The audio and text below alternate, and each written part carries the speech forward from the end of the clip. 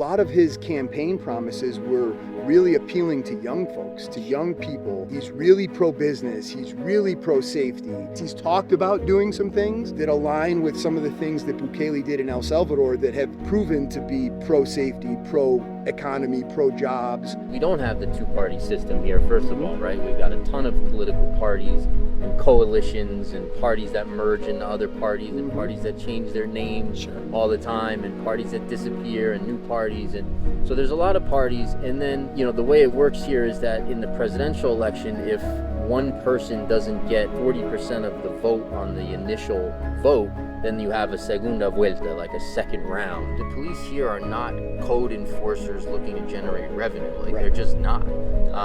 Police, the normal cops, the national cops, and other types of cops as well, they don't write tickets. The only cops that write tickets at all are the transit cops. Ecuador has a history of a lot of corruption in politics, right? It's kind of known. You talk to an Ecuador on the street, they'll say, yeah, all political people are corrupt, basically. That's what most people say. But yeah, the fact is that Daniel Noboa and his family, they're really the wealthiest family in Ecuador, from what I understand. Extremely successful. They don't need, the extra money. Why would they take bribes? They don't need bribes, basically. So the hope is that they're not going to be as corrupt as other politicians in the past. People here have power, and people care and want to make a difference in their communities. But you do have security chat groups for neighborhoods, for the whole town, for the police officers are on the various groups. You have people getting together and trying to create a secure and safe environment in their neighborhoods. Both Noboa and Bukele from El Salvador, they both share a hyper pro-business and pro-safety approach to how they view politics and their countries. He's proposing to house the most dangerous and violent criminals, including criminals involved in the drug trafficking trade, and keep them out of the general population, out of the homeland of Ecuador, and out in the Pacific Ocean. Zapata also said over 80% of the cocaine smuggled out of Ecuador is going to Europe, actually.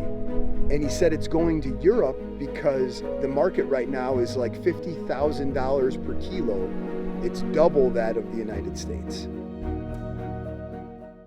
Hello and welcome back to the Ecuador Insider Podcast. Jesse, Brandon, Carl. Guys, thanks for tuning in. If you enjoy this content, right now, put a like on the video. We would greatly appreciate it. Subscribe to the channel. Hit the bell as well so you're notified on all new content. Guys, we had an election in Ecuador.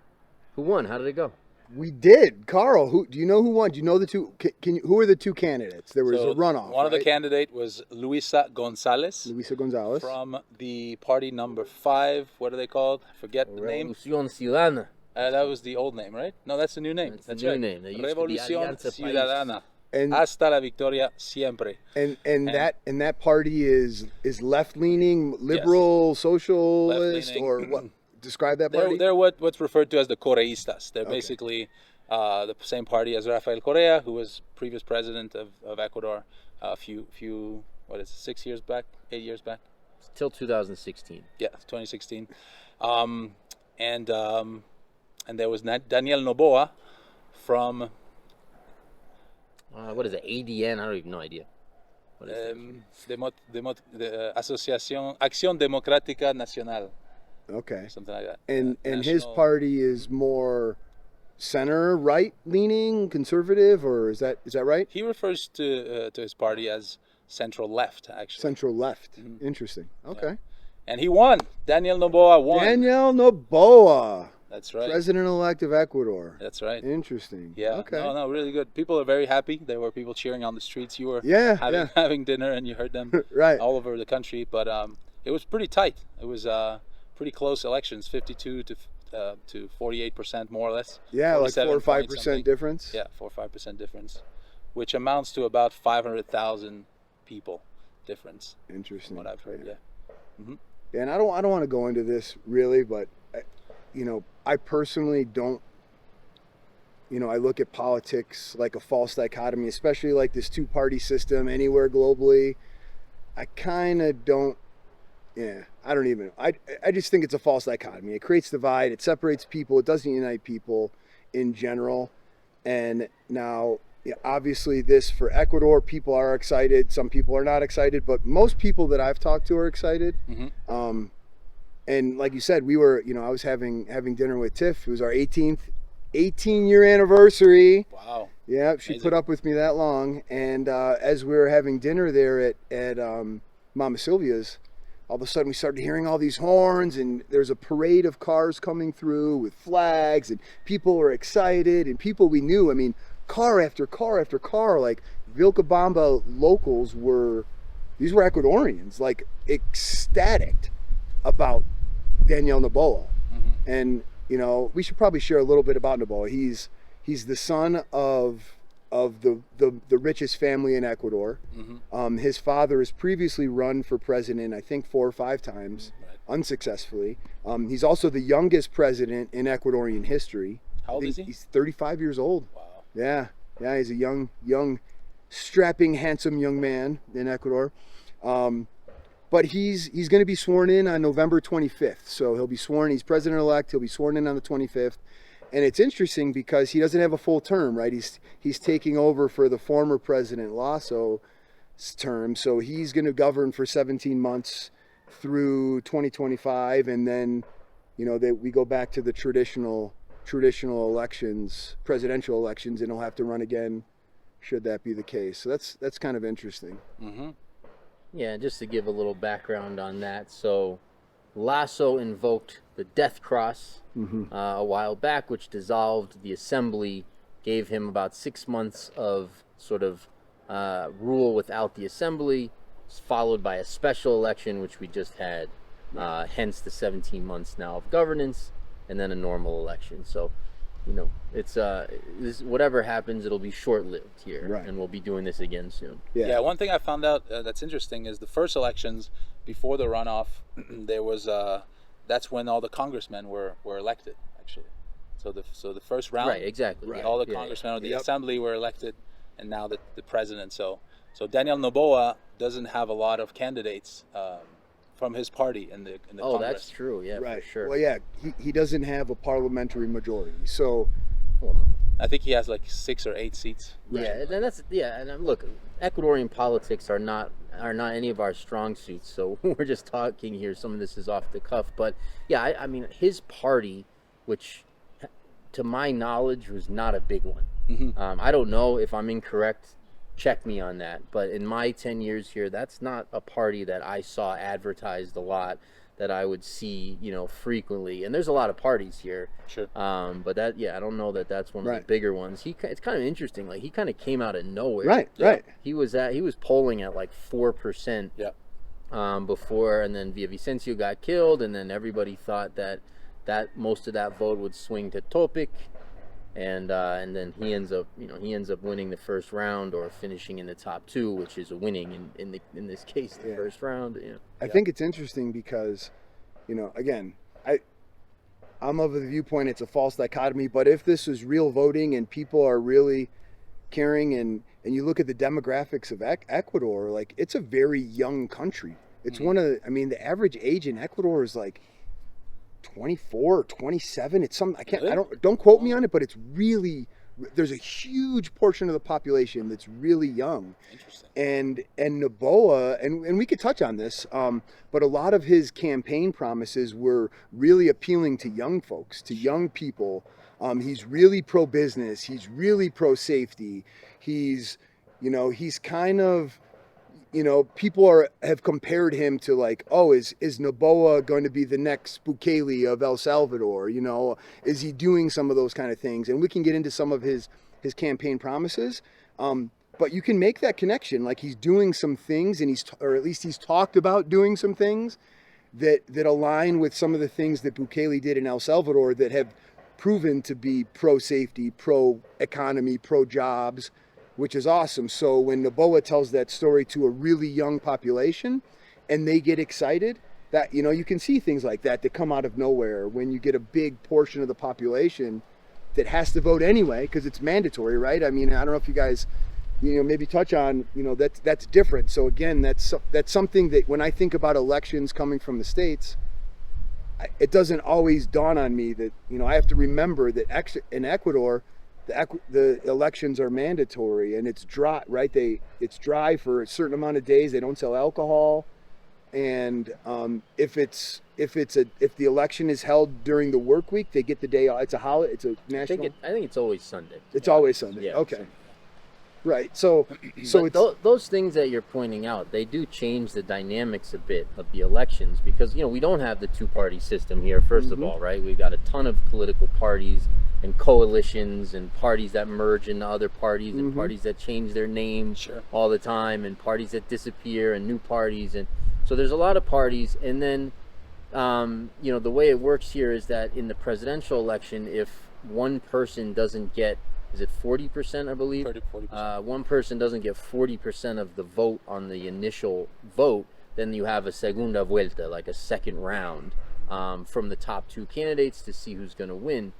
And your voting here is mandatory, like you mentioned, which brings in a whole nother aspect, right? Like in the U.S., granted, polling can be wrong, and I'm of course with you on elections and all of that. But that being said, if you trust all that stuff, they tend to have it down to a science within a pretty small margin of error. What's going to happen based on the system and the polling? Well, here you'll have the candidates wherever they're at, and then you'll have what we would the normal undecideds. But then you'll have another large percentage that's saying they're not going to vote for anyone, because you don't have to, right? You have to show up.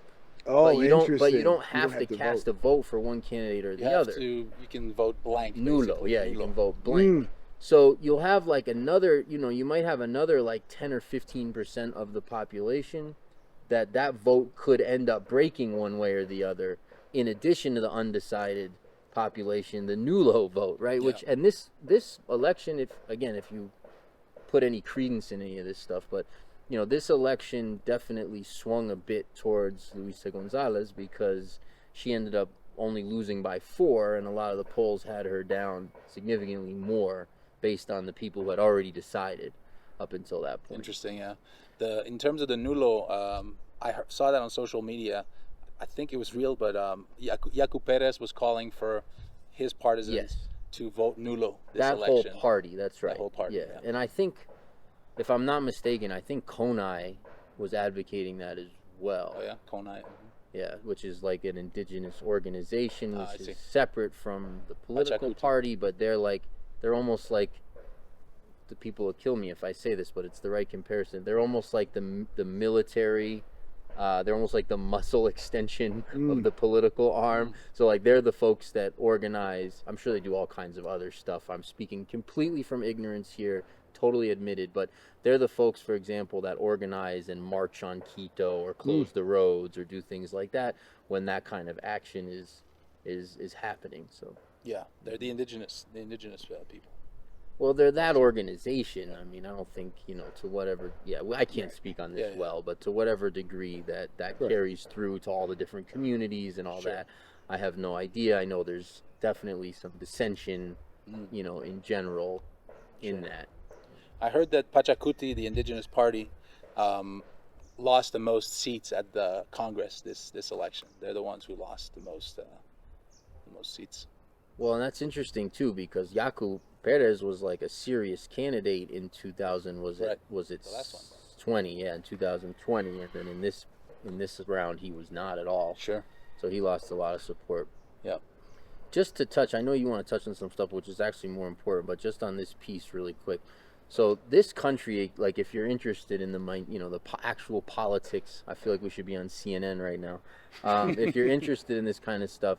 So the split, you'd be Anderson Cooper. No, I would not. The split between and all of those paintings that came out about him. Yeah.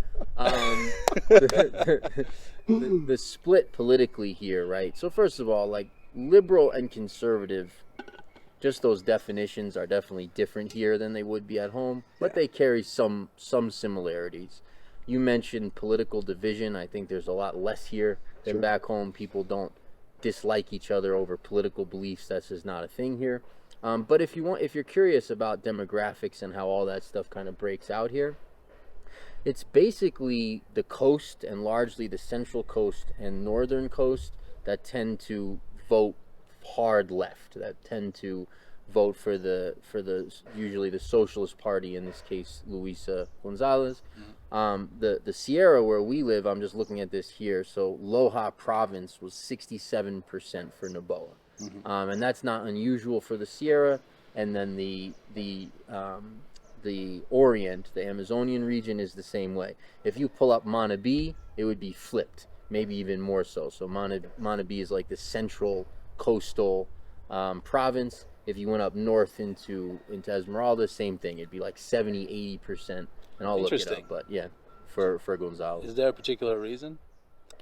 Well, then I'm gonna piss off too much. Well, you're just speculating. I mean, I would speculate that maybe there's just more density of poverty there.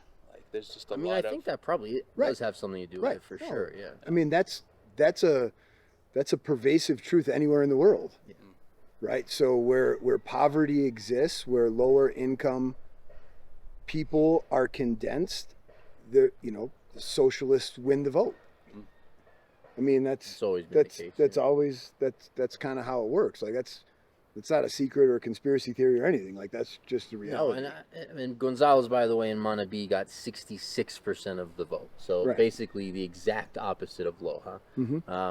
But yeah, I mean, I think I think that it's actually not that different a distribution between the U.S. and here. It's like you have the metropolitan cities on the coasts that have a particular culture and a particular political view and tends to lean heavily one way. And then you have sort of the more rural, less populated parts of the country, which tend to go the other way. Sure. It's kind of not that different from what we have here. It's like the large coastal cities and the largely populated coastal areas have a similar viewpoint to back home, and then I guess this is like Montana or something. Right. North Dakota, where we live. Wyoming, Idaho, except it's warm all year. Right, it's beautiful. Anyhow, yeah, so what was some of Noboa's... Yeah, I think it'd be cool if we talk about some of his, campaign promises anyway, and because it's cool that, both Noboa and Bukele from El Salvador, they both share like a hyper pro-business and pro-safety approach to how they view politics and their countries. And, they both prioritize economic recovery and crime reduction and favorable environment for business and investors and foreign investment and all that stuff. But what's interesting is that Bukele has actually been in power and done some of these things he's talked about. And we've seen the data and we've seen the evidence that it has actually led to a decrease in violent crime. It's led to an increase in foreign investment and pro-business. And there's some controversy, regarding Bukele's policies and human rights and some of this stuff. But when you talk about pro-business, international investment, economic improvement, and safety, crime and safety, Bukele's policies have worked to dramatically improve those. So when you hear, and he had this, it was called the Territorial Control Plan, and that was really Bukele's plan to combat violent crime and some of the, and violent crime in El Salvador, as it is in Ecuador, is related to the criminal drug trade. It's the cartels and that stuff. And Bukele's plan was really focused on militarizing in a way, but improving or increasing the military presence and technology on the borders of El Salvador and in some of those high traffic cities where the violent crime was. And he's done some other things with prisons as well, but one of the main things was increase the military presence there. And it's cool because Noboa in some of his plans, he talks about doing the same things, like modeling that effort and that territorial control plan. And he doesn't use those words. He doesn't use that direct connection. But when you look at some of the things that he's talked about, including increasing the military presence on Ecuador's coast and port cities where all the the drug trafficking is happening, because you know the the cocaine is not grown here in Ecuador. Like people just assume like, oh, it's this narco state. Well, it's not really. It's Peru and Colombia that are really growing all the cocaine and the coca and processing it, and then Ecuador is they're just leveraging Ecuador's ports, right? So that's where all the the cartel and gang control and all the violent crime is condensed in those port cities and near those port cities on the coast. And that's where Noboa's plans are to increase the military presence on those areas, and on the borders between Colombia and Peru. So that's interesting because that's stuff that Bukele has done in El Salvador, and it's worked. That's worked for that piece. The other thing that Noboa has at least talked about on the campaign that is not, again, it's not a direct correlation to what Bukele's done. He's done prison reform and things like that, and Noboa's talked about it, and this was controversial for him, to say, and he said it multiple times, but he's talked about creating these offshore floating prisons where he's going to put, where he's proposing to house the most dangerous and violent criminals, including criminals involved in the drug trafficking trade, and keep them out of the general population, out of the homeland of Ecuador, and out in the Pacific Ocean, which is wildly controversial, but again kind of radical in the sense that some of these things that Bukele's done in El Salvador that have been great for reducing crime. He's talking about some of those things, so that's I thought that was really interesting to see. Yeah. Again, we'll have to see where things go. He's got 17 months and what he can get done. Sure. But if he can take steps towards that, those are positive in my mind. Yeah. Yeah. Another thing. The law in Ecuador is where a president can only go 2 terms, and this counts as 1 term for Daniel Noboa. I don't believe it does. No, it does. I heard. I read that. I thought that Correa. Yeah. Didn't Correa serve 2 full terms and a part-time? Because Correa, they created the new constitution under Correa, I assume, in his first term. Oh, interesting. So maybe it was prior to that. Yeah, we can verify it, but I'm pretty sure that this counts as 1 term. Then he has a 2nd term if he gets reelected, of course, in 17 months. So there's a very short amount of time right now where he can actually attempt to make a difference. Another thing that's interesting about the judicial things that you're referring to, Ecuador, and I've worked a little bit in the judicial system as a translator, interpreter, and I saw a little bit of how things go. In terms of criminal law, there's these really lengthy criminal court cases that can take 5 to 10 years sometimes, in the worst case. And Noboa specifically spoke about reforming that as well and making really short and fair trials, and making things happen much quicker. Right, expediting that process. Yes, right. Yes, yeah. Especially probably for, major crime like drugs and violent crime and stuff like that.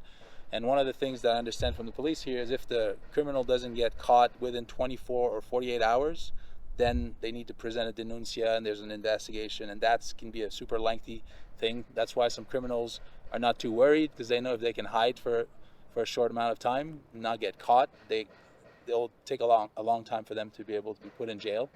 So Noboa is wanting to reform some of those things, and which would be beneficial in my view. Right, those all sound positive. Yeah. Yeah, it's interesting.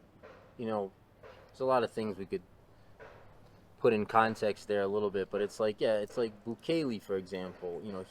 He walked into a much different situation. Oh, sure. Than Ecuador is dealing with. I mean, I don't have the statistics in front of me, but El Salvador, I believe, has been for some amount of time, high on lists of dangerous places and violent crime and murder and all those kinds of things. Whereas for Ecuador to have that sort of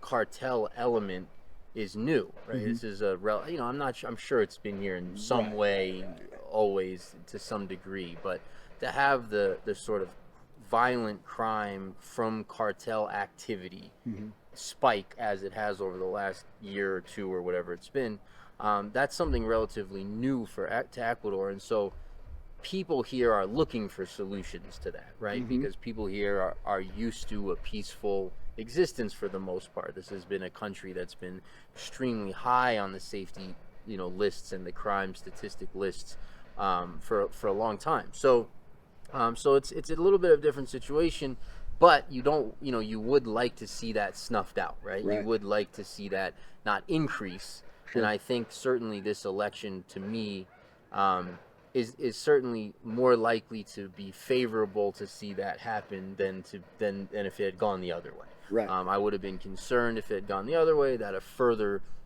foothold could have gotten in, and you could have seen sort of the next levels of that. The other thing too that is just interesting maybe to me, but it's like we're talking about politics and kind of how it's similar to where we're from, or how it's different from where we're from. I come from a pretty sort of libertarian type ideology, right? Like, I'm pretty much live and let live. I'd like the government essentially involved in as little as possible. That's kind of my political slant in general, right? And so for someone like me to hear about this massively increased military presence, sure, and all these kinds of things, it especially if you're coming from the States, right, where we do have a very militarized sort of security apparatus that exists in the U.S. that people look to get away from to some degree, at least sort of maybe the control of it, if not directly, or the feeling of it. But there is a difference here that I kind of need to point out, that became clear to me over the years living here, right? Number one, look, everyone, anywhere in the world, you do need safety. Like, you do need to feel secure in your property. You need to have a level of safety, however you achieve that. So we're not, I won't, without getting into a long political debate about how to achieve that. You do need to be able to achieve that. Some of the criminal laws I would love to see strengthened a little bit, because I do think that that would be helpful. But the Ecuador does not have the sort of issue that the States and probably other places have, where your police and your military and your sort of security, the security of the state. It doesn't have the problem here where those people are very militarized and removed from the population, in the sense that they don't view them as their neighbors and friends and fellow countrymen or whatever. Not to say everybody in the States would be that way either, but I think that it's tended to go in that direction through policy and things like that. I just get a little caveat. I think that's at the higher level, and in the States. I know plenty of military, former military, ex-military in my family. I was in the Army, that would view America and their neighbors as the populace. Like, there's a level of, once you climb the ladder within the military industrial complex, where that separation becomes greater and greater, and that's almost in any type of structured organization. You get the CEO of a major company is not connected to the people that are actually adding value, making the product, making the widget on the conveyor belt, on the lines there. So they're so separated. So that, I would say that applies to the States, and it's probably not everybody. There's probably some infantrymen that couldn't care less about their neighbors, but then there's probably some higher ups that still do view that. But I think in general your point is good, but I just want to make that caveat, because there is still some of that. No, for sure. Yeah. That's important, actually. Go ahead. Yeah, well, sure. I would give an example. I think maybe in the military, you're probably right, but I've watched countless videos in the U.S. of how policemen treat the population, and how they'll hands up, get out of the vehicle, and that's a kind of a common thing. Almost seems like. I was like, you would never see that in Ecuador. It's a double-edged sword, though. So I have lots of friends that are police officers, and I stand with the thin blue line. Right. So because as the politicians have kind of politicized police forces, and they've made it a political thing, and they've kind of taken the power from the police and enabled people to challenge them. So now don't get me wrong, are there bad police officers that do bad things and take advantage of people and are brutal and when they shouldn't be. Yes, 100%. I agree that that's the case. In general, do most police officers want to have a safe environment for their families because they live in these communities and they want to keep the crimes down? Yes. And they want to help people and they don't generally want to cause a problem? I would say yes. The problem now that they've politicized it in the States is that you've got people now that want to, that they're these social justice warriors that want to prove a point and they want to get something on video. So they're just so disrespectful. I would never talk to a police officer that way in my life. Completely agree, yeah. And they're doing these things to try and egg them on. And then now they're kind of neutered. The police force is kind of neutered. They can't do anything. They can't really retaliate or defend themselves sometimes in a way that would be reasonable, because now anything is now perceived as police brutality, and they can't do anything. And there's some liability laws that have changed where, particularly like in the state I'm from in Illinois, where police officers can be sued and be held liable personally for things. So now it's so again, this goes back to conversations you and I've had before, Jesse, about incentives. Like what are these policies incentivizing?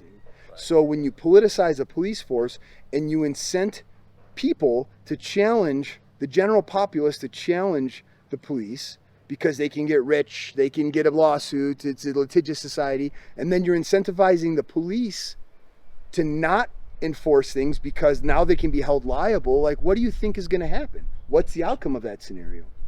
You're going to get more crime. You're going to get more BS. You're going to get more of these outrageous YouTube videos and TikTok videos of people trying to egg police on. And then what's the next step? The next step is then you have people that are good people that are saying, I don't want to be a police officer. Forget this. It's not worth it. It's not worth it for my family. It's not worth the money. It's not worth it. So then you have less quality individual now entering the police force.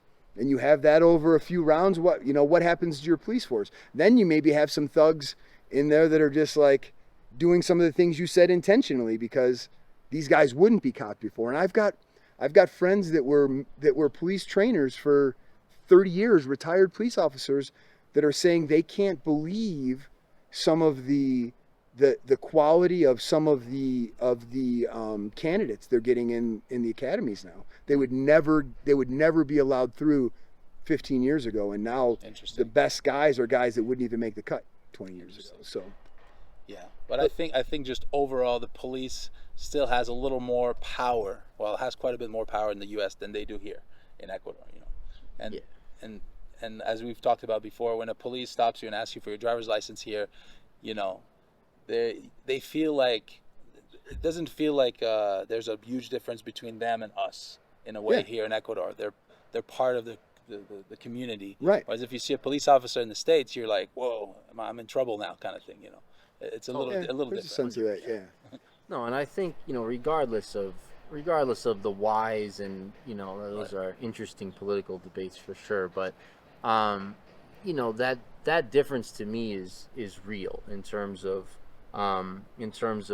when you're dealing with the state here, you're dealing with a guy you can deal with, that you can talk to, that you're dealing with a human being 99% of the time. The uniform back home, regardless of whatever it is, like it could be a city worker who's whatever, right? The uniform back home, to me, it definitely has played out over the years to have this large division between you don't know, are you talking to a person or are you talking to a rule book, right? Like you very well may be talking to a rule book, and there's not a lot of space in that, right? So anyways, just sort of, I don't know how well I'm making the point, but it's a different context here how I would look at things like beefed up border security. Agreed. Or beefed up police presence in certain ways in certain areas. It's it's necessary, I think, in many ways. It's actually just necessary, and it's not, I don't look at those risks in a similar way that I do back home to, well, what happens if organization X, Y, and Z, now they're buying this and they have this and they have this and they have this. Well, if that's turned against people in any kind of way, and who are the people that are behind the scenes controlling all of that and all those kinds of things, I don't view those risks here similarly at all. Right. And for me, that's very much a difference, because when I hear stuff like those kinds of things, I start thinking police state. Right. Right. But here, I don't look at it that way. Right. Actually, at all. Right. Because I think it's quite literally about security. Sure. Which is okay. Yeah. Yeah. And that's true. Like, people think police state in the United States, and when you hear some of this militarized cities, or you see, people will you'll see the National Guard moving equipment from one base to another, and be, everybody's freaking out. Like, that's top of mind there, but because it feels more real, it feels more like that could actually be executed there, because the military has so much more resource and is so much more connected and such larger. Here, I mean, not only, to your point, Carl, are the police force and the military, we know these guys. We sit down with them at dinner sometimes. They play soccer on the soccer leagues, and we're seeing them at all the community events. Not that police don't do that in the States too, but like, they're literally, everybody knows them. They're truly part of the community, and but in general, I think and you've talked about this before, Jesse, in the government, from a governmental perspective, that Ecuador is, maybe not the tightest ship run. It's, the efficiencies of the government, or the effectiveness of control and operation that they have, it's lax relative to what you see in the States. So they don't have the same, push a button and make something happen kind of environment here. So, to your point, when you talk about, all right, when they're increasing, if Noboa is increasing the military presence in the port cities on the coast, that's for a specific reason, right? Like, I'm not concerned about that here, and no. we're not concerned, And they're also, they have a very good separation of powers here, mm-hmm. amongst all the different units and divisions. Like, the police here, outside of traffic police, the police here are not code enforcers looking to generate revenue. Like, right. They're just not. Police quotas, no quotas. No quotas. Right. Like, the normal cops, the national cops, and other types of cops as well, they don't write tickets. Like, mm-hmm. The only cops that write tickets at all are the transit cops, who generally speaking are just looking for a couple of bucks. They probably don't write that many tickets. They don't write very many tickets at all. No. They'll take a bribe over a ticket. The only time they can get them to write tickets if they put like 40 of them out at one time, then and there's like one guy or two to hold everyone accountable. Right. And even that a lot of times. But anyways, yeah. So, right. So it's a different interaction. Like, if the military is involved in port security, they're going to be involved in port security. Right. Like, that's it. Right. Which again, we can argue about the pros and cons and drugs, sure. and should they be legal and all this. There's a million things, sure. Political debates we could have about that. But just having a guy standing there armed, keeping an eye, making sure a certain element is out.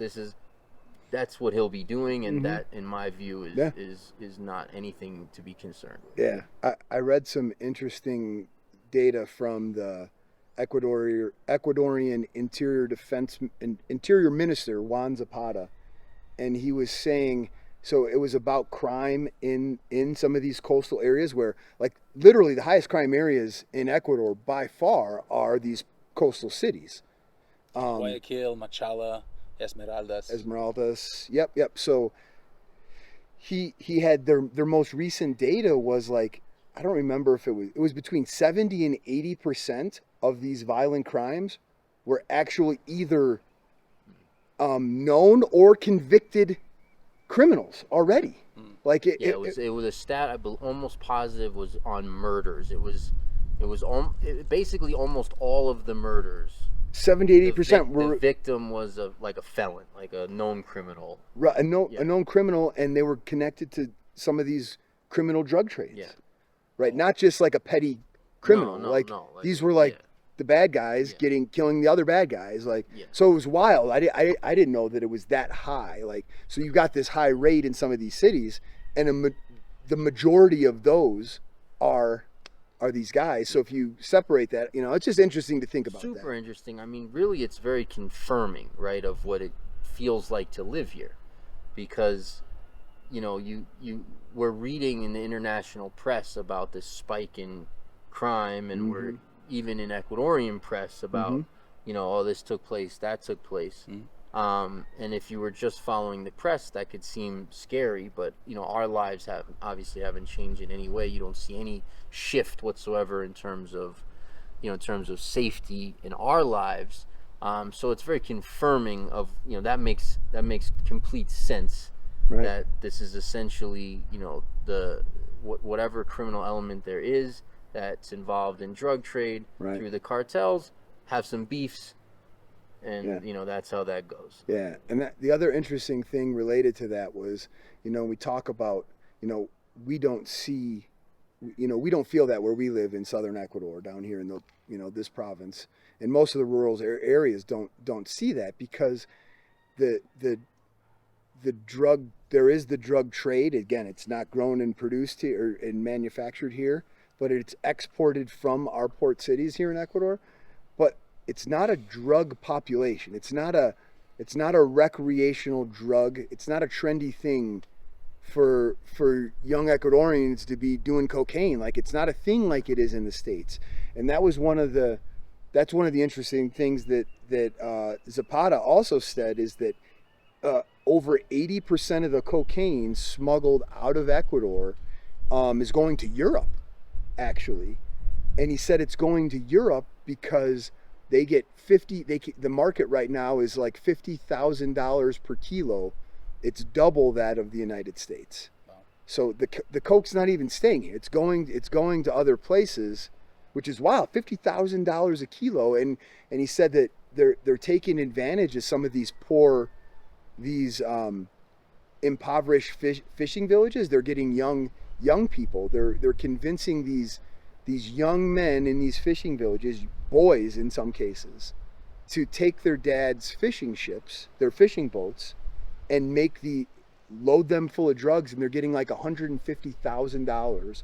These guys that are, living on, $20 a day in some of these areas, they're getting offered $150,000 to drive this, take their boat instead of fishing, go make this drop, and then they're getting hooked. So, they're not only are they getting hooked by that, but then they're getting hooked because then they're getting robbed. Then the cartels they're paying them, and then they're robbing them afterwards or holding them ransom to go do something else for them. Now they're like stuck in the life, or they're robbing the money that they paid for them to do that. So it's just it's really sad, man, because you got these young kids that are just getting taken advantage of. I mean, they're making a choice. They're not innocent victims. They're choosing to do this.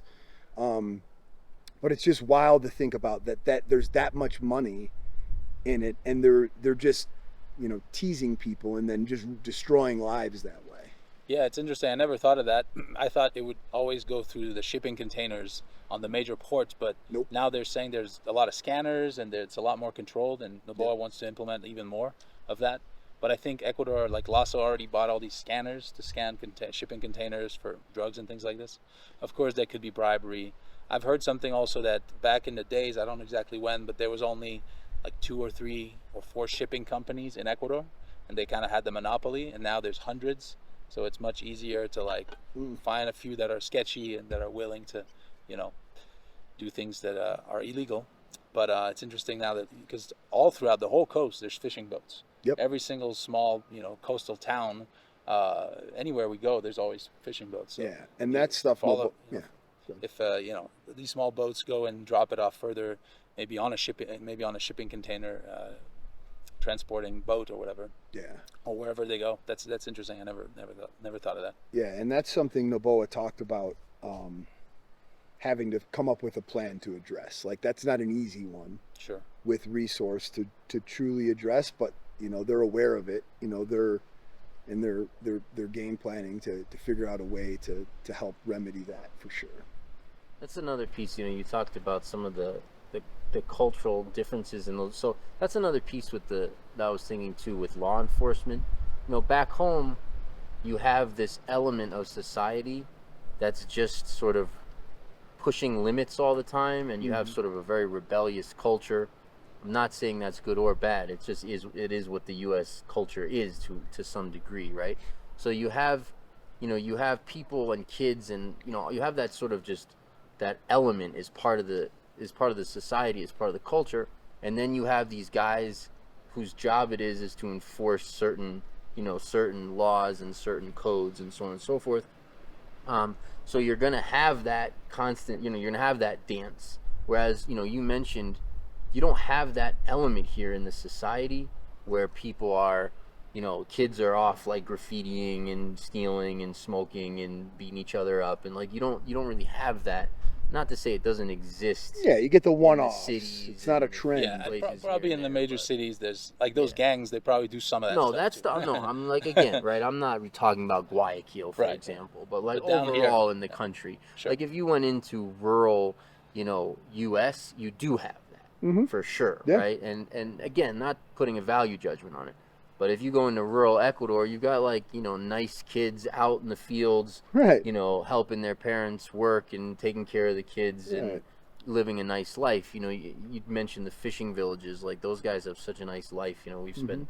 I go down there a bit, and we spend some time down there. Like those little fishing villages, they're just beautiful. Yeah. These guys have these very old school boats that they roll out on tree logs to get them into the water, and they go fishing and they make their money for the day. And, it's awesome. That's what made me sad really when I was listening to I was reading Zapata talk about what they're doing to those kids. The cartels are just teasing those kids with a carrot and a stick, and I'm like, that crushes my heart, man. So let's touch on the future of Ecuador for a minute, in the context of this election. I think for me, forgive me being pretty jaded, but my expectations are very low of any politician. I don't anywhere in the world completely. So people get they get very wrapped up in politics, rightly or wrongly, and they tend to think the politician is going to be able to do more or will do more than every single time than what happens, right? So for example, for me, my only my sort of expectations when it comes to politicians is like the less you do, the more you leave me alone, and the less you do, right? Yeah. That's all I'm kind of asking for. I expect that they're going to steal. I expect that there'll be scandals. I expect that their moral social life probably won't be what people want. All these kinds of things. All I ask is that don't do anything too crazy that screws my life up, right? So again, it's a very low bar. So as a result of that, I didn't have any problem with Moreno, who everyone on both sides of political spectrum hated. I thought Lasso did fine. He didn't really do anything, but the people who hold his ideology thinks he was terrible. Right. So my bar is very low. My only concern would be a Venezuela-style government. Sure. My only concern would be hardcore, radical socialism, like for real, right? Like expropriating businesses and 80% taxes on things and stuff like that, right? That would be my only. Please don't let that happen, which didn't happen. And so, we're with a president, whether you like him or don't like him. I have literally no opinion essentially, but we're with a president who, as you mentioned, comes from the wealthiest family in Ecuador. Again, for better or worse. Right. It's wild. It comes from probably the number one business family in the country. Major exporters of bananas, have a number of other businesses as well. I think I read that they have like 128 different businesses. Yeah, they're in hotels, they're in all kinds of stuff. And then he's positioned himself as sort of center left, which is kind of comical. I think that's sort of like what you have to do to win an election here. Whatever that even means, I don't know either. Right. With him or anyone else. But he's a good-looking kid. The girls like him, which is nice. He's a guapo. He's dancing in front of the camera. He has a very relaxed demeanor. So maybe he'll govern that way a bit, and everyone in Congress can fight, and hopefully no one gets too much accomplished. Right. And, he can do some safety things. Right. Well, people are very hopeful because of the fact that Ecuador, if you talk to people on the street here, there's kind of a what do you say? There's a word for it. People are not super, kind of like what you said. They don't believe in politicians in general. Ecuador has a history of a lot of corruption in politics, right? It's kind of known. You talk to an Ecuadorian on the street, they'll say, yeah, all political people are corrupt, basically. That's what most people say, and they're probably not wrong about that. But yeah, the fact is that Daniel Noboa and his family, they're really the wealthiest family in Ecuador, from what I understand. Extremely successful. They don't need the extra money. Why would they take bribes? They don't need bribes, basically. So the hope is that they're not going to be as corrupt as other politicians in the past. It's always the hope. Right. Which was also kind of the hope with Lasso, because Lasso was a very wealthy man as well, ex-banker and whatnot. So we're equating wealth to lack of, we're equating wealth to scrupulousness. Yeah, right. Well, I guess is if you're already very wealthy, kind of like in a sense, the Trump phenomenon as well in the U.S. People thought, not as likely to be in it for the money, basically, because they got plenty of money. That's the theory. Yeah. That's the theory.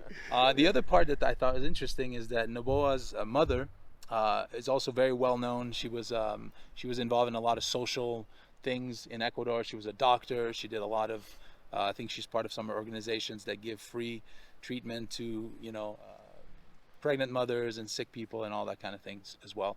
So I think he has that kind of upbringing as well as doing a lot of social things and whatnot, which kind of makes sense that he would consider himself central left from that perspective. Be involved in a lot of social activities, and whatnot. Yeah, I think it's in general most like you said, most the average Ecuadorian you meet in the street doesn't trust politicians. I think that probably might be a universal truth, and regardless of what country you're in. I know from the States, I would say that's pretty accurate. Folks I've met here from Germany, from you're from Canada, from Europe, from all different places, that they all kind of the general populace feels that way about politics. And I mean, even like I still remember how naive I was. Like, I got jaded. You said you got jaded with politics.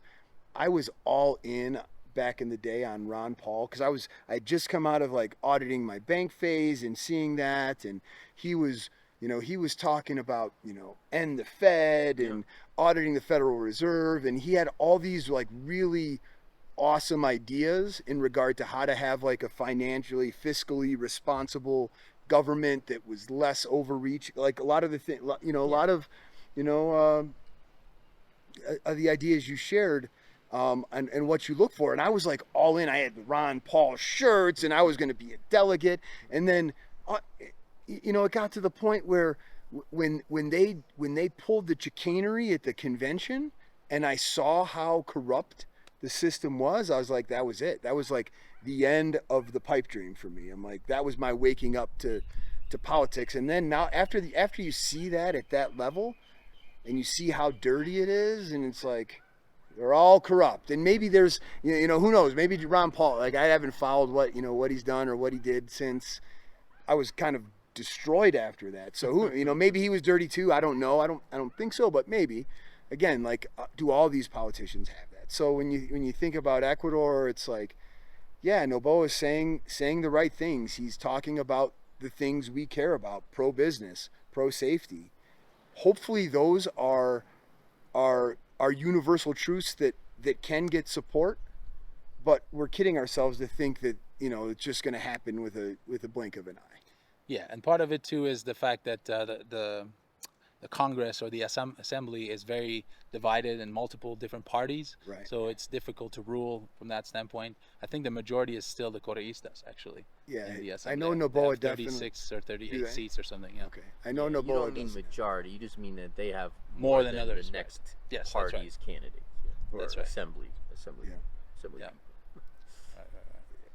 Yeah.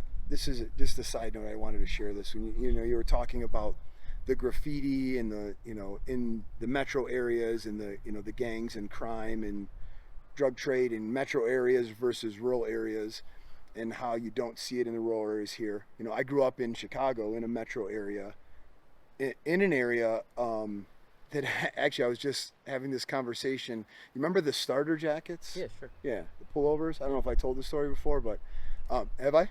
I think so, but not on the podcast. So go ahead. But I was from this neighborhood, and the starter pullover jackets were super popular, and I wanted the Atlanta Falcons one because I like the Falcon symbol on the back. It was Deion Sanders was at the height of his popularity, so you couldn't find him, So I don't even know why I picked this, but I picked the Texas Longhorns. That's one that was in stock. I like the Longhorn symbol on the back. I didn't watch them. I didn't know anything about them. So it's a copper jacket with black sleeves and the Longhorn on the back. So I get it for Christmas, and this was a big deal. These were like expensive jackets. We weren't, we were a lower class family. Lower middle class, and it's a big deal. And I remember it was like the first day I wore it. I'm walking to school, and this is like 7th grade maybe or something. And I walked through the wrong neighborhood where the Bishops gang, whose colors were copper and black, saw me, and they chased me for my coat because I was false flagging their colors in the wrong neighborhood. I ran home crying, telling my mom I'm never wearing this again, And my dad comes home from work that night. My dad worked his butt off, and he comes home from work that night, and telling him the story. I'm like, I'm never wearing this again, and he's, the hell you are. That coat was $100, and if you come home crying again, you're gonna wear it all summer too, But the point was, like, that was a metro area. You saw that stuff. You saw trade, graffiti everywhere in the city. Well, subsequently, where my parents live now is out in Belvedere. It's 2 hours out of Chicago. It's a rural farming town. They still have, bring your tractor to school day at the high schools, and in that town, there's still graffiti on the overpasses. You'll see every train car is tagged up, and so it's much more prevalent metro to rural in Illinois compared to metro to rural here in Ecuador, for sure. Totally. Yeah. No, it's that culture, it's that culture difference. Yeah. That's significant. Because Ecuador is an interesting country. It's one, if you look at the ramifications of politics here, the don't F it up like ethos for hoping who gets elected is all Ecuador needs, right? It's a country that has no winter, that has all the natural resources you could ever want, that's safe, it has everything that you need here for success. Mm-hmm. So all you need is an environment to be able to operate, in that, with those with those prerequisites, or what Ecuador offers, with those bones. So so that's literally, like, that's all you need here. That's all you wish for. Of course, that's all Venezuela needed also. Right. And we've seen what's happened there and in other places, right? So that's why it does matter. But then as long as you don't get, something going very wrong, then it's fine. Then things here, the story can play out. Yeah, and that's kind of probably true for most of Ecuador, right? I mean, most of Ecuador doesn't have those elements, right? They're really concentrated. Like, if you had like heat maps of crime and gangs and violent, they're really concentrated points, and maybe that's true anywhere, but again, Ecuador is the size of Colorado. It's a small place, and so these things are it's not getting. I guess I would say that the national media isn't covering the crime relative to where it's located. They're kind of painting Ecuador with a broad brush, versus this is where it's happening, and most of the country this stuff doesn't exist or at all in some cases, or very little in most places. Yeah, I mean, partly because of Ecuador's size, right, and sort of like the Western world. I mean, like, how many people in the States could find Ecuador on a map? Yeah, right. Like not that many. Seriously, like, right. Actually, percentage-wise. I mean, there's these funny videos where they ask people, give me the capitals of 3 states, and they're like France, right. People, but potato. But where's Canada? There's Americans that couldn't tell where Canada was on a map. Wow. Right. No. I think that was like a Michael Moore documentary. He's one of America. Could have been staged. I don't know. America. I think I do remember seeing that. Yeah. I don't even remember what point I was making. What were we talking about? Politics. Ecuador, here? can't find Ecuador on the map. Yeah. Concentrated, size of Colorado. Yeah, right. So right. So some of that is just, Ecuador does not have a lot of importance necessarily to the press internationally, and therefore the reporting is pretty shoddy that comes out about it, or that's just the quality of reporting on absolutely everything. Right. And Ecuador just happens to be something we know about because we live here. Yeah. But I've watched this now, a couple of times where a story will gain traction and it'll become the only story internationally about the country. And what those stories, whatever they are, like currently they're safety, right? But like whatever those stories are that are being pushed internationally in the media, there's always two elements that are missing.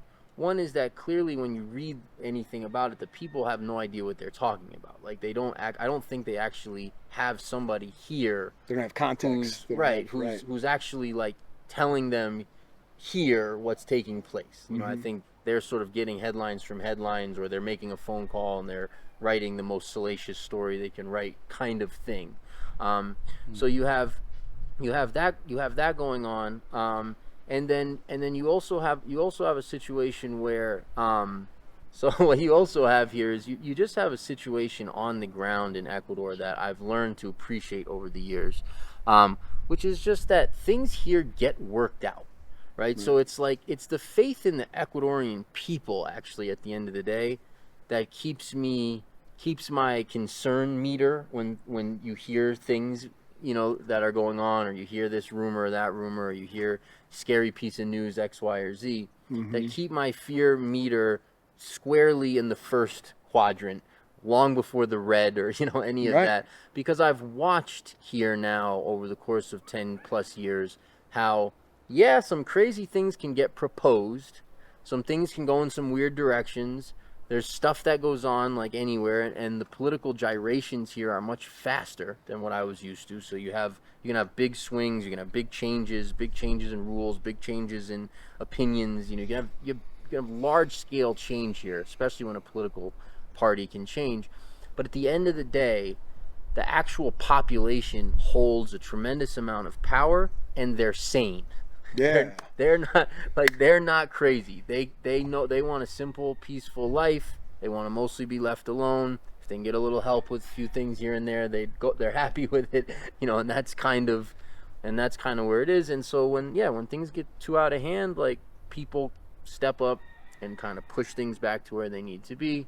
And I even think with whatever crime stuff with the with the cartels or whatever that is going on, like, I think we're actually in the middle of seeing that now. Like, I think we're actually in the middle of seeing Ecuadorians are so abhorred by those same headlines I'm referring to, that there's so much popular support for that to stop, for that to go away, that I think that's why we're seeing kind of the responses we're seeing now. That's why all the political candidates, maybe with the exception of Yaku and Luisa, basically ran on security and secondarily economy, but security. And even like if you look at the polling, people were security was everyone's number one issue, which again kind of shows the juxtaposition or the difference between what people are used to here, right? And to see some of that stuff going on that you would expect in Mexico or in sure. Dude, but well, Luisa did run on the security stuff as well. No, I mean it's part of her for sure. But I don't know. Saying mano dura, right? Strong hand on the criminals. One other aspect that I think is interesting to mention is that, as you're mentioning, right, like people here have power and people care and want to make a difference in their communities. You do have, like I've mentioned on the podcast quite a few times, security chat groups for neighborhoods, for the whole town, for, the police officers are on the various groups. You have people getting together and trying to create a secure and safe environment in their neighborhoods, because there's a few instances of things that happen here as well. You have, the community got together once when there was a robbery, went to the home of the person being robbed with bats and picks and machetes and whatever and sticks, and scared the hell out of these guys. Yeah. Like, it didn't happen for 2-3 months afterwards, because I think they got scared. Sure. Like, there were 30-40 guys out there, ready to beat them up and lynch them, basically. So that goes on here as well, and it goes on all over the country. when there's issues, right? There's a fire going on in Yangana. I heard there's 60 people over there today, helping. Firefighters. Yeah. Wow. Yeah. Awesome. I mean, not And- awesome, and that it's other happening, people, but but yeah. awesome at the community. Yeah, that's beautiful. Could be community members and firefighters, but Yeah. and people are, there's a group for the fires where people are donating and making meals and bringing food and, giving them beautiful. water and food and stuff to help them out. So it's a good example of, Right. the people caring and doing things to help, when there's a need. Yeah, the combination, like what you said was so well said, and what you added to it, Carl, was like, that's like, I don't know how to describe that succinctly, but those anecdotes are what, to me, like hits my heart in Ecuador. Like what I love about Ecuador so much was what you guys just described. Like the I know we say community, it sounds kind of cliche, it sounds trite, but what you just described, like that was just like resonating, like, wow, that's the difference, man. That's the real tangible thing that, I mean, it's tangible because you feel it, like not because you can point, you can explain it, or I don't even know how to describe it, but the combination of what you guys just said was like, that's it, man. That's it for me. That's it. That's the difference. So that's beautiful. Well said, guys. Anytime we get Brandon choked up, we're doing good. No, but it is beautiful. It's like, it's just the amount of real people that live here that you interact with all the time. There's just so few facades. Yeah. There's just so little sort of pretense and just BS between you and the human being. So if you want to live that way, which, I think we all do, right? If you want to live that way where you can have genuine, in the general, kind, interactions with genuine, kind people, this is pretty conducive. Awesome. It's a pretty conducive environment. And it kind of goes into, what you talked when you were talking about the media and how, the fear index, like that's really what mainstream media in the West has become. Yeah. It's just paid for clicks. It's hyperbolic fear porn. It's the most outrageous headline you could possibly come up with. And then the nightly news growing up as a kid, maybe it was the same, when I was a kid, but now for sure it's just negative, fear, control, fear, more fear, hyperbolic fear. Like that's the news in the West anymore. So that's just another piece of the culture that's embedded in the culture now in the States. Everybody talks about it. Everybody's engrossed by it. Everybody's controlled or conditioned by it. And in here, the culture could the general population, the general culture, nobody gives a rip about that stuff. They're not talking about the hyperbolic fear porn story of the day. Like nobody cares. Like it's not part of the general conversation, and it's beautiful. Beautiful. And that's part of the like off the map thing. I really think like I know you gotta go, we gotta wrap up here in a minute, but I think two of the things that go such a long way to the quality of life here and just the quality of the experience here is that, one, again, you don't have winter, so it just takes all that pressure off of life. There's enough, right? There's abundance. And then the other piece, I think that leads into or is conducive to a simple, happy, healthy, without pretense kind of life and people and lifestyle, is that because Ecuador is off the radar internationally, there's less interests in terms of conditioning people, programming people, massaging their behaviors and beliefs, all that kind of stuff. It doesn't have the same level of like noise that you would have back home of, people sort of living out their conditioned whatever beliefs they've latched onto, whatever sort of set of stuff that's very important to people back home, and they really rock on that, sort of based on maybe what the news says that they prescribe to or whatever. And whereas here it's like people still live their lives as humans, and I think in part it's because they don't have 7,000 different interests trying to get them latched on to whatever belief system that they then have to have as their identity, and take that through to its whole conclusion. So you've still got people living their lives, which is preferable. Yeah. Amen. All right. Amen. Well, I'll say, if you haven't been here yet, if you haven't visited Ecuador yet, I would say come check it out, visit it for yourself, see if what we're saying is true. You'll come experience it, really. Right. Because Ecuador is not for everybody. You've Right. said that before. Ecuador is just not for everybody, right? Like, we love it here. We think it's great. You might not. But anyways, we hope to see you here when you come. But before you do, if you like this video, like this video, subscribe to the channel, share our videos. If you like this content, share our videos. If you want to see us talk about something else, or you have some specific questions, put them in the comments below. If you disagree with our points, or you're from Ecuador and you'd like to be a guest on the podcast and share your perspective, put some comments below, reach out to us. We'd love to have you on. Definitely. We'd love to have the conversation. So with that, let's start over, Carl. We hope to see you here one day. So until then, See you next time. ciao, guys. If you're interested in real estate properties, all of our property videos will now be uploaded on a different channel. Please click the link in the description down below.